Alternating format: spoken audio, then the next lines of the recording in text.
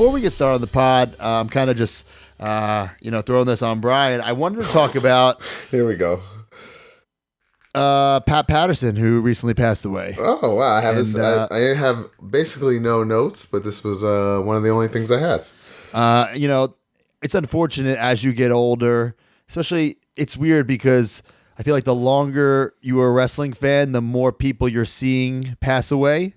You know what I'm saying? Because you're getting older, life is happening. You know what I'm saying? And so many of the people I was fans of, and some of the people I met, but I feel like Pat was one where it really hit home. Like, damn, because you hear like so many stories about this guy, so many legendary stories about this guy.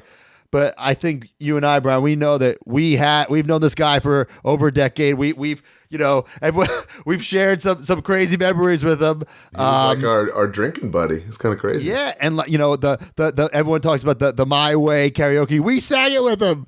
I have a selfie of me doing it with Pat Patterson. I don't know. With him passing, I just kept thinking that WWE is kind of never going to be the same again in some capacity, and that might just be for the people that work there, because I think anyone that actually saw Pat in his heyday as a performer is pretty old themselves. And then I think as wrestling fans, he kind of only really knew him as the Stooge, character in the Attitude Era, but his behind the scenes presence and what he brought to the company for so many years and years and years, and right. that's just something that can't be replicated, I guess, or even kind of really how do you get all that out in just a little podcast where we would like to mention him, because he was just that kind of a guy. When he passed, I wrote on my Twitter, I just wrote like, what a character. Like I'll probably never meet anyone like Pat Patterson again in my life. You know what I mean? I said legend in and out of the ring, because like you said, like he had a great in-ring career. He had a great, created the Royal Rumble, all these backstage stuff, put together so many matches and helped so many guys throughout their careers. And it was just like a great fun dude, like backstage. Oh, he was like, busted my chops since day one, like always, man. When he would make fun what's of the woo woo, and then the woo woo. Some of my favorite stuff ever. There's so many stories I could tell you about Pat, like a lot of them, like ones that stand out. It was that WrestleMania in Orlando when the Hardys came back and stuff, and we stayed at that beautiful resort. And like, where I wanted to do something, and then like we were like group texting Ziggler, like, come on, man, we wanted to go somewhere, and he's like, I'm gonna go have a drink with Pat, and we were like, dude, what the, come on. He goes, well, how many more times do you think we'll be able to do this? And we were all like, okay, you're right, that's a fair point. And that always stuck with me, and that was years ago. And then we went down there, and then he was just like unreal amounts of fun, and just started making fun of you or whatever. Yeah. He could never get over, for the people that don't understand, he could never get over why Broski would say woo woo, and especially say it in his comeback. He's like, you're in a fight. And I would try to say, you're in a fight, then you're going to stop and go, oh, woo woo. Like, and then I would say, well, John Cena says, you can't see me. I mean, come on. But they wouldn't matter. You didn't want to hear it. And every time I'd see him, he'd be like, asking about like where I lived, and like, I hate Orlando. And like, it was like the same conversation every time. Oh, you live in Orlando? I hate Orlando. He was just so great. Always just busted chops, and just a great guy. I don't know if you were there when I first came. When the first time I saw Pat, from the time I got rehired. I mean, like, granted, he was getting older and his mind was like slipping a little bit, and I looked really different or whatever. Yeah. And we were sitting in catering, me, you, him, and Ziggler, like bullshitting for like, and maybe Miz, and it was maybe like half an hour. And then finally he goes, who the is this guy? I know his face or whatever. And then like we all just like lost it. Yeah.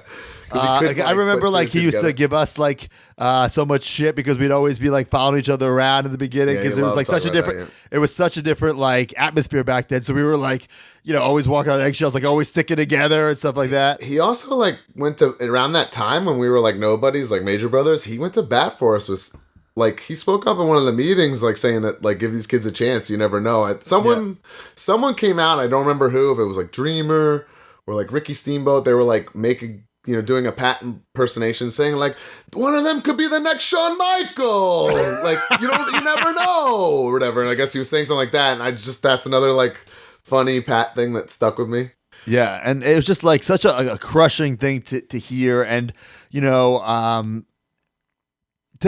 take it back to figures, it's how crazy, and thank God he was alive to see his first ever figure from Mattel. And I mean, in a crazy story, Brian and I have a video that we will never share because it's something personal. Cutting room floor stuff. That we gave Pat his figure.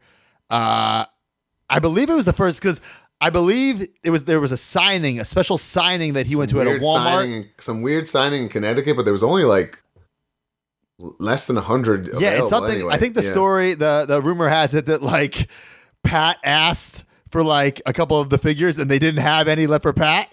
And Pat was like very like, oh no, you will give me the 4 figures or 5 figures or whatever. Like, oh, we can send them. He's like, no, give them to me now.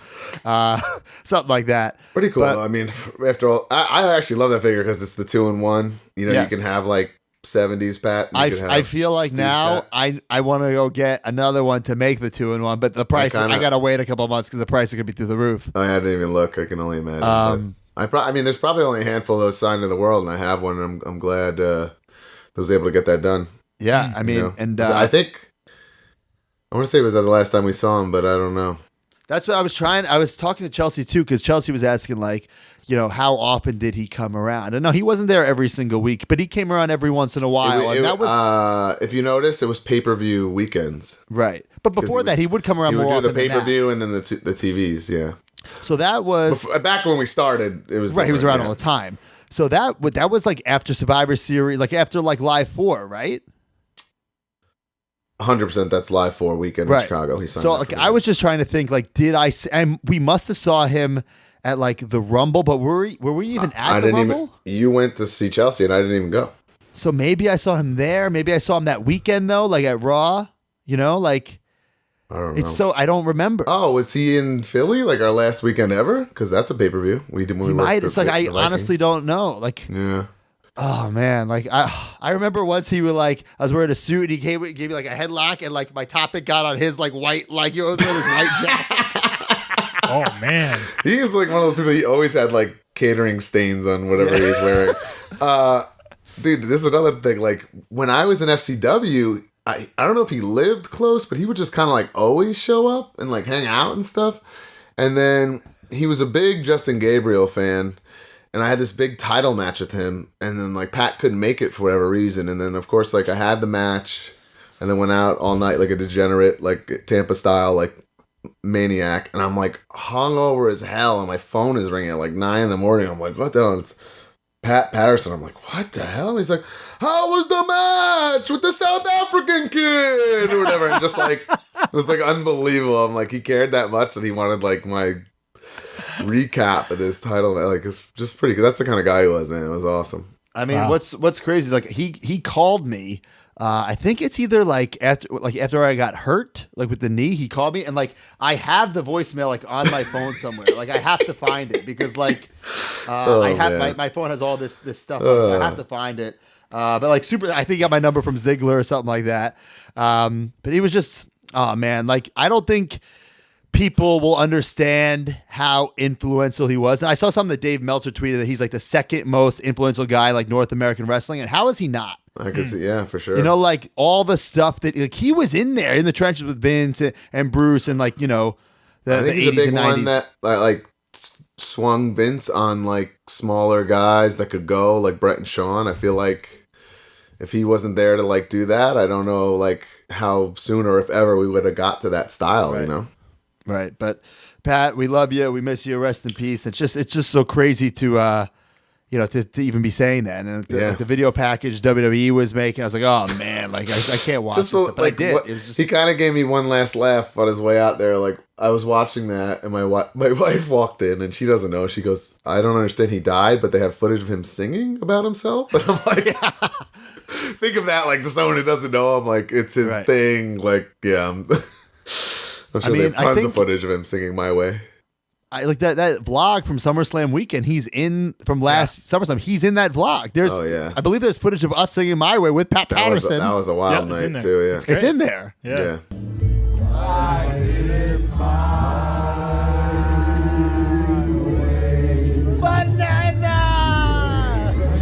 I wonder, like, if you have that whole. I didn't do the whole song. I probably did like 30 seconds Yeah, I of think it, there's a but quick clip. We'll try to I would find love if some. we can put that back up Yeah. just so I could see it again. Yeah, him and people don't know this, but that night him and Broski were having a drunk off to see who could be more belligerent.